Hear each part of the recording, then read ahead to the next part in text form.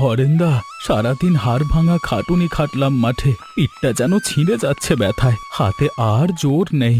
সকাল থেকে রোদটা যা ছিল, মনে হচ্ছিল মাথার চামড়া ফেটে যাবে। তা তোমার খাজনাটা জমা দিতে পারলে শেষমেশ? কি বলবো নিতাই, গত আষাঢ়ের বকেয়া এখনো শোধ হয়নি, তার উপর এবার বাড়তি খাজনার কথা শুনেছো? হ্যাঁ, কিছু কিছু গুজব শুনছি বটে। 10 টাকা বাড়িয়েছেন, এই কথাটা তো আমি শুনিনি। আগেই তো হাঁসফাঁস অবস্থা ছিল আমাদের, এখন আরও চাপ দিলে তো মরেই যাব আমরা। আচ্ছা, গ্রামের অন্যরা কিছু বলছে না? তোমার কি মনে হয়? মানে কেউ কি মুখ খুলছে, না সবাই যেমন তেমন ভাবেই মাথা নিচু করে চলছে? কে বলবে, সবাই তো রাঘব বাবুর নাম শুনলেই ভয়ে কাঁপে। গত বছর মতিনকে কি করেছিল মনে আছে? প্রতিবাদ করতে গিয়ে জমি থেকে উচ্ছেদ হলো, বউ ছেলে মেয়ে নিয়ে রাস্তায় দাঁড়াতে হলো লোকটাকে। সেই থেকে কেউ মুখ খোলে না, আমিও ভয় পাই সত্যি বলতে। ভয় তো সবাই পায় গ্রামের। ঘরে বউ বাচ্চা আছে, কোথায় যাব জমি হারালে? তবে ভয়ে ভয়ে কতদিন থাকবে হরেন্দা? এভাবে তো একদিন দম বন্ধ হয়ে মরে যাবে মানুষ। মানুষ কি শুধু খেটে যাবে আর বদলে অপমান পাবে? যাক, বাড়ি যাই, বাসন্তী অপেক্ষা করছে। খেতে জল দেখতে আসতে হবে আবার রাতের দিকে। এলে ছেলে মেয়ে দুটো 3বার জিজ্ঞাসা করছে মা কখন ভাত দেবে। আমি কি জবাব দেব বলো তো? চাল নেই, ডাল নেই, তেল নুন পর্যন্ত ফুরিয়ে গেছে। এই সংসারটা কি আর এভাবে চলবে? কেন গো? হাঁড়িটা চুলোর পাশে উল্টে রেখেছি, রান্না করার কিছুই তো নেই, আমি কি করব? বাসন্তী, আমি কি বসে আছি? সকাল থেকে মাঠে খাটাখাটনি করছি, শরীরটা দেখো আমার কি অবস্থা। না খেয়ে কাজ করছি, আর এখন বাড়ি এসে শুনছি খাবার নেই। এদিকে জমিদারের খাজনার চাপ বাড়ছে দিনে দিনে। কি করব বলো? বুকের ভেতরেও আমার কষ্ট হয়। তোমাকে আমি দোষ দিচ্ছি না, কিন্তু এভাবে আর কতদিন চলবে? ছোটটা কত দুদিন ঠিকমতো খায়নি, ওর মুখটা দেখলে বুকটা আমার ফেটে যায়। কিছু একটা করো, এভাবে হাত গুটিয়ে বসে থাকলে তো পেট ভরবে না। কারোর সঙ্গে একটু কথা বলো সাহায্যের জন্য। কার সাথে বলবো? সবাই নিজের পেটের চিন্তায় ব্যস্ত। হরেন্দাও আজকে বললেন খাজনা আবার বেড়েছে 10 টাকা বিঘায়। কিন্তু তুমি ভেঙে পড়ো না বাসন্তী। আজকে রাতে খেতে জল দেখতে যাব, কালকে সকালে পাশের গ্রামে বাজারে গিয়ে দেখি কোনো কাজ পাই কিনা। একটু ধৈর্য ধরো। আর কত ধৈর্য ধরবো? জানি তুমি চেষ্টা করছো, তবু ছেলে মেয়েদের কথা তো আগে ভাবো। যাও, তবে খালি হাতে ফিরো না আজ রাতে। কিছু না হোক কচুর শাক হলেও এনো। চেষ্টা করব, খালি হাতে ফিরতে আমারও ভালো লাগে না।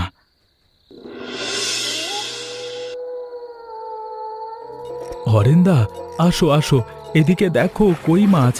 ক্ষেতের কাদায় কই মাছ পাচ্ছি, একটা দুটো। এই দেখো আরেকটা উঠে এলো। কই দেখি। এত বড় বড় কই মাছ! আমি জানতাম না এই ক্ষেতে এত মাছ আছে। পায়ের কাছে কেমন যেন নড়লো। প্রথমে ভেবেছিলাম সাপ নাকি, তারপর হাত দিলাম আর সত্যি তো, বাহ, বেশ তাগড়া তাগড়া মাছ দেখছি। এ তো বরং বেশ ভালো জিনিস, কিন্তু সাবধান নিতাই, এই জমি তো রাঘব বাবুর নামে আছে। উনি জানতে পারলে বলবেন মাছও তার সম্পত্তি। জমিদারের স্বভাব জানো তো, লোকটা কথায় কথায় আইন বানিয়ে ফেলে। হরেন্দা, আমি এই জমিতে ঘাম ঝরিয়ে চাষ করি। জমিদার কি কোনো দিন এই ক্ষেতে পা রেখে দেখেছে? বলবো না কাউকে, চুপচাপ কিছু মাছ ধরে বাজারে বিক্রি করব। আপাতত আজকে যদি দুটো মাছ নিয়ে যাই, অন্তত ছেলে মেয়েগুলো পেট ভরে খেতে পারবে। আমারও তাই মনে হয়, তবু আমি বলছি খুব সাবধানে করো এসব। কালু ঘুরে বেড়ায় এদিক ওদিকে, রাঘব বাবুর কানে দেয় সব খবর। ধরা পড়লে বিপদ হবে তোমার। বুঝেছি, আজকে রাতে নি, কালকে দেখি আর কি করা যায়। ঠিক কথা, তবে তুমি একা খেও না, বেচে টাকা জমাও। দিনকাল যা পড়েছে, সামনে কি হয় কে জানে।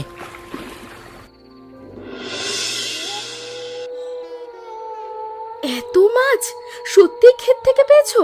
আমার তো ভাবতেই আনন্দ হচ্ছে যে কতদিন পর মাছ ভাত হবে এই ঘরে।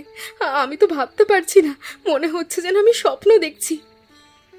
গরমে কাদায় কই মাছ থাকে, এটা আমার বাবা বলতেন, কিন্তু আমি কোনো দিন দেখিনি।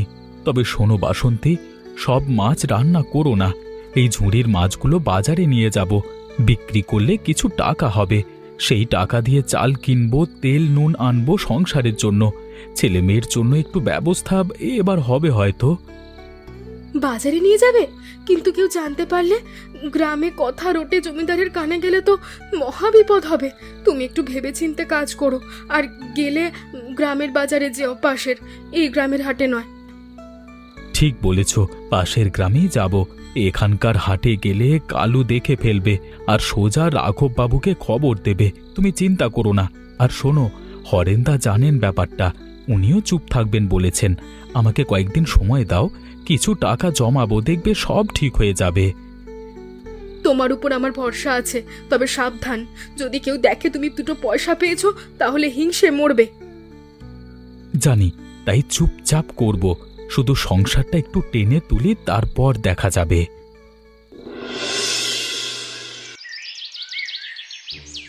হরেন, কিরে বেশ হাসি খুশি দেখাচ্ছে তোকে আজকাল। তোর বন্ধু নিতাইকেও দেখছি আনন্দে আছে। তা বাজারে নাকি মাছ বেচছে আজকাল শুনলাম। তা কোত্থেকে আসছে এত মাছ? গরিব চাষি হঠাৎ মাছের ব্যবসায়ী হলো কি করে? হ্যাঁ, কি বলছো কালুদা? আমি তো কিছুই জানি না। নিতাই তো মাঠে কাজ করে, আমিও করি। মাছের কথা কোথা থেকে শুনলে? গ্রামে কত গুজব ছড়ায়, সব কি সত্যি হয়? এ তো লেগেই আছে। গুজব না রে হরেন, পাশের গ্রামের বাজারে লোক বলা বলি করছে। আমি খোঁজ নিয়ে জেনেছি কথাটা সত্যি। এখন প্রশ্ন হলো, মাছ আসছে কোথা থেকে? নিতাইয়ের তো পুকুর নেই, তাহলে কি ক্ষেতের মাছ ধরছে? যদি তাই হয় তবে ক্ষেতটা কার সেটা তো জানিস। রঘুবাবুর জমির কথাটা মনে রাখবি। কালুদা, তুমি খামোকা ঝামেলা বাড়িও না। নিতাই গরিব মানুষ, বউ ছেলে মেয়ে নিয়ে কষ্ট করে। একটু মাছ পেলে ক্ষতি কি ওর? রাঘব বাবুকে বলে কি লাভ হবে? লোকটার সংসার শেষ হয়ে যাবে। আমার কাজ হলো খবর দেওয়া ওনাকে। মোড়ল বাবু কি করবেন সেটা তিনিই বুঝবেন। তুইও যদি আজ চুপ করে থাকিস তাহলে তোরও দায় আছে হরেন, ভেবে দেখিস। পরে যেন বলিস না কোনো বিপদে পড়লে যে আমি তোকে সাবধান করিনি। দায় কার সেটা একদিন ঠিক বোঝা যাবে কালুদা।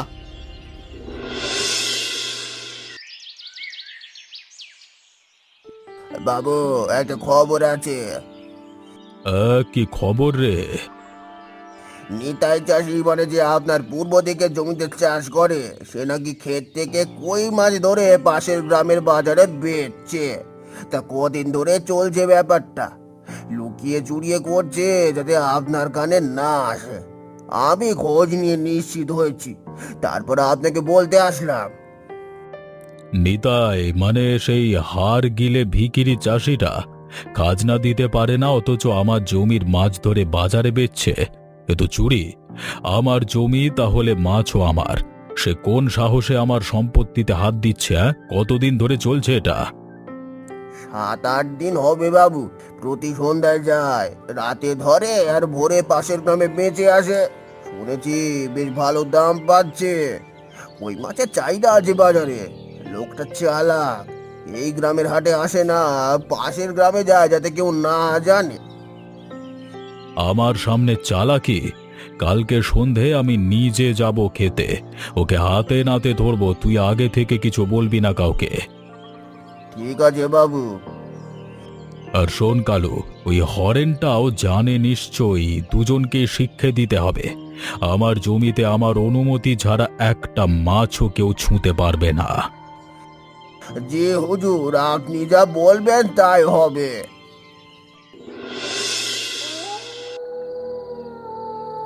নিতাই, কি করছিস আমার খেতে? খাজনা দিতে পারিস না, আমার জমির মাছ চুরি করে বাজারে বেচছিস। তোকে তো আমি বিশ্বাস করে জমি দিয়েছিলাম চাষ করতে, তুই সেই বিশ্বাসের এমন দাম দিলি? রাঘববাবু, শুনুন শুনুন, এই মাছ কোনো পুকুরের মাছ না, গরমে কাদার কই মাছ। আমি এই খেতে সারাদিন খাটাখাটনি করি, আমার পরিশ্রমে এই জমিতে ফসল ফলে, তাহলে এই মাছের উপর আমার অধিকার নেই? অধিকার আবার কিসের? তোর অধিকারের কথা বলছিস? জমি কার নামে আজ আমার, তাহলে জমির সবকিছু আমার, তুই শুধু সামান্য একটা মজুর, বুঝলি? তার মানে আমার কোনো অধিকার নেই? তোকে চাষ করতে দিয়েছি, এটাই তোর জন্য অনেক। এখন থেকে যত মাছ ধরবি সব আমাকে দিবি, আর আগে যা বেচেছিস তার টাকা ফেরত দিবি, নাহলে জমি থেকে তুলে দেব। জমি থেকে তুলবেন? এত সহজ নাকি? আমি কি চুরি করে কোনো কিছু ঘরে তুলেছি যে আমাকে তুলে দেবেন? যে জমিতে আমি দিন রাত খাটাখাটনি করেছি, সেই জমির কাদা থেকে দুটো মাছ তুলে ছেলে মেয়েকে খাওয়ালে সেটা অপরাধ হয়ে যায় নাকি? মুখ সামলে কথা বল। তোদের মতো লোককে যত মাথায় তোলা হয় ততই তোদের সাহস বাড়ে। আজকে মাছ নিশ্চিত, কাল পরশু বলবি জমিটাই তোরা। আমি আমি আমি আমি আমার পাওনা বেশি চাই না কখনো, সেটা আপনি জানেন। অনেক বেড়ে গেছে নিতাই। হুজুরের সামনে দাঁড়িয়ে এত কথা বলার সাহস করছে যখন, তখন বাবু ওকে উচিত শিক্ষা দিয়েই দেবে। সত্যি কথা বললে বাড়াবাড়ি হয় নাকি কাকা? শোন, এত কথা শুনতে চাই না আমি। কালকে সকাল পর্যন্ত সময় দিলাম, টাকা পয়সার হিসেব ঠিক করে রাখবি, নাহলে দেখবি কি করি।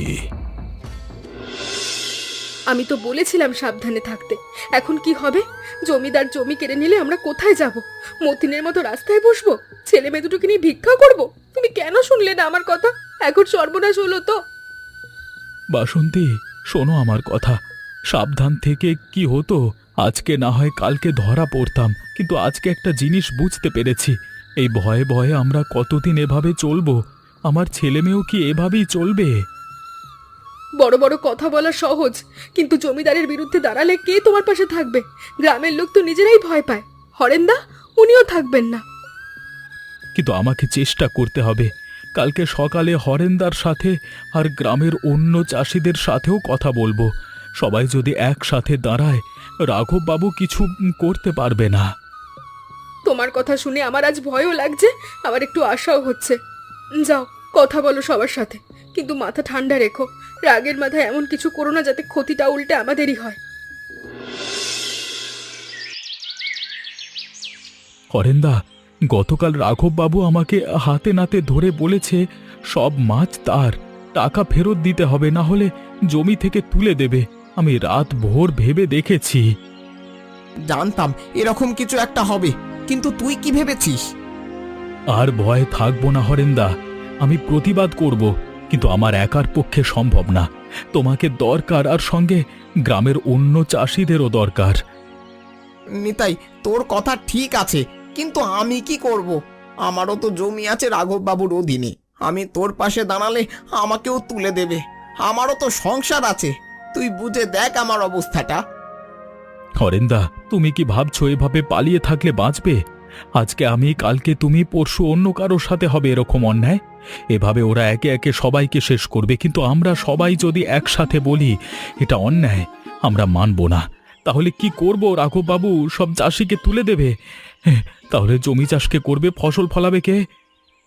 তোর কথা অবশ্য ঠিক যে আমরা না থাকলে রাঘব বাবুর কিছুই নেই।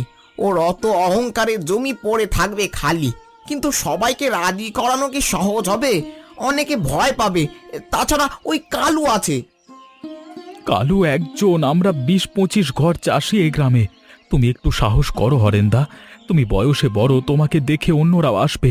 তুমি যদি বলো তাহলে লোকজন শুনবে। তুই ঠিকই বলেছিস। আমি এতদিন শুধু ভেবেছি কেমন করে নিজের ঘর বাঁচাবো। ঠিক আছে নিতাই, আমি তোর সাথে আছি। আজ দুপুরে ২-৪ জনকে ডাকি, দেখি কে কে আসে।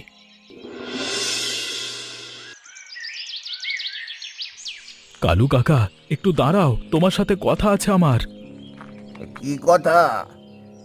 তুমি রাঘব বাবুকে আমার খবর দিয়েছো সেটা আমি জানি, তোমার উপর রাগ আমার নেই, কিন্তু একটা কথা জিজ্ঞেস করি, তুমি কি ভালো আছো? তার মানে? মানে তোমার সংসারে কি কোনো অভাব নেই? তুই আমাকে শেখাবি নিতাই? আমি রঘু বাবুর কাছে কাজ করি, তিনি আমাকে দেখেন। তোর মতো আমি চুরি করি না। তুই ক্ষেতের মাছ চুরি করেছিস, তোর শাস্তি হবে। আমাকে মাঝখানে টানিস না। কালু কাকা, চুরি বলছো? এটা আমার পরিশ্রম, চুরি না। আর সেই জন্যই এটা আমার অধিকার। আজকে আমার বিরুদ্ধে বিরুদ্ধে লাগিয়েছো, কালকে দেখবে কালকে তোমাকেও ছুঁড়ে ফেলবে যখন দরকার পড়বে। তুই বেশি বলছিস নিতাই। আমি রঘু বাবুকে সব বলবো, আর বললে তোর সাথে ভালো হবে না। বলো, কিন্তু একটু ভাবো কালু কাকা, তুমিও তো এই গ্রামেরই মানুষ, তোমার বাবাও তো চাষি ছিল। কথা কম বল, আমি কার পক্ষে থাকবো সেটা আমি জানি। তো ভালো, শুধু না দেরি হয়ে যায়।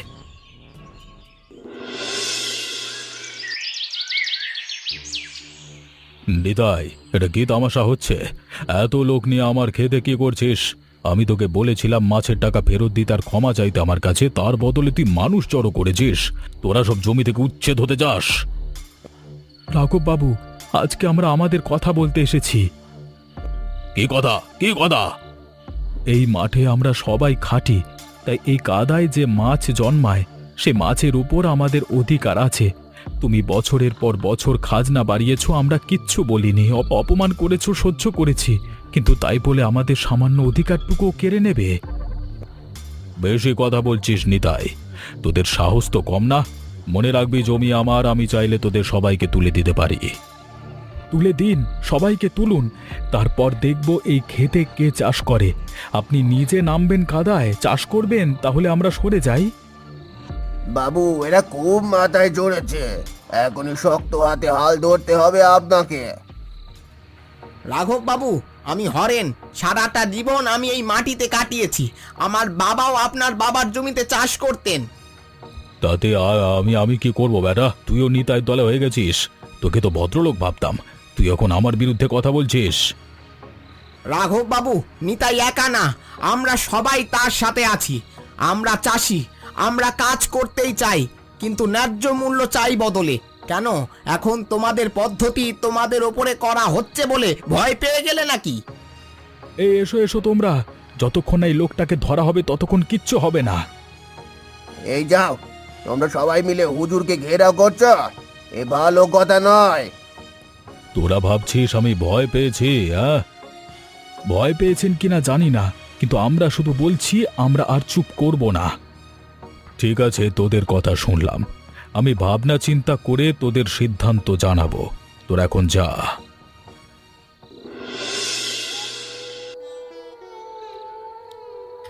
সত্যিই পিছিয়ে গেলেন রাঘব বাবু? বিশ্বাস হচ্ছে না গো, এতদিনের সেই দাপট, সেই অহংকার, হঠাৎ করে চুপ করে গেলেন কেন গ্রাম থেকে?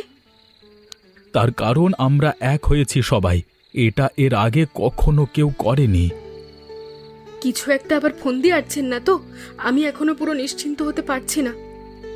ফন্দি আঁটতেও পারেন, কিন্তু এখন আর আমি একা নই বাসন্তী, হরেন্দা আছেন, গ্রামের আরও চাষিরা আছে। রাঘববাবু বুঝে গেছেন আমাদের সবাইকে তুললে তার নিজের ক্ষতি হবে। কিন্তু তাই বলে হঠাৎ করে ঘরের চাবি লাগিয়ে কোথায় গেলেন?